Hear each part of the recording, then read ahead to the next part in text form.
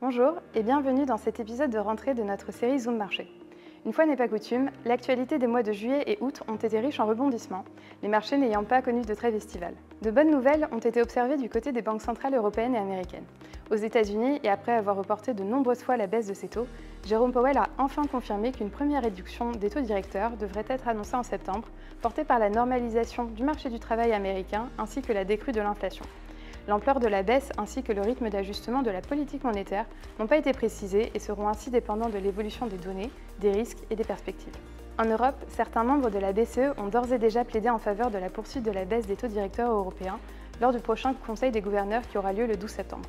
Toutefois, la dynamique d'inflation dans les services reste un sujet qui pourrait contraindre la BCE à rester restrictive ces prochains mois. Sur le plan macroéconomique, dans l'ensemble, quelle que soit la zone géographique, les indicateurs font état d'une dégradation qui persiste dans le secteur manufacturier, tandis que les données dans le secteur des services décrivent une croissance robuste. Si cette dernière est timide aux États-Unis, elle est particulièrement vraie pour la zone euro, qui bénéficie du rebond de l'indicateur français, fort probablement lié au regain d'activité suite aux Jeux Olympiques. En Asie, alors que l'activité chinoise reste impactée par une faible demande domestique, elle permet à l'inverse au Japon de soutenir son économie et ainsi d'amorcer un redressement au second trimestre. Sur le plan boursier, bien que le mois d'août ait clôturé sur une hausse généralisée des marchés actions, une forte correction a eu lieu entre fin juillet et début août du fait d'une conjugaison de plusieurs facteurs déclenchant un regain de volatilité.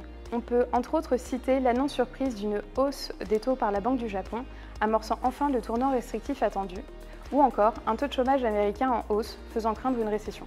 Ainsi, sur la seule semaine du 30 juillet au 6 août, les principales places boursières ont accusé des baisses comprises généralement entre 4 et 7%, allant même jusqu'à enregistrer une chute de 10% sur le marché japonais.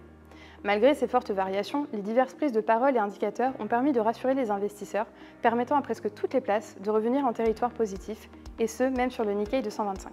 Merci d'avoir écouté ce Zoom Marché. Nous vous donnons rendez-vous le mois prochain et en attendant, n'hésitez pas à contacter votre conseiller habituel ou à consulter nos actualités sur notre site internet.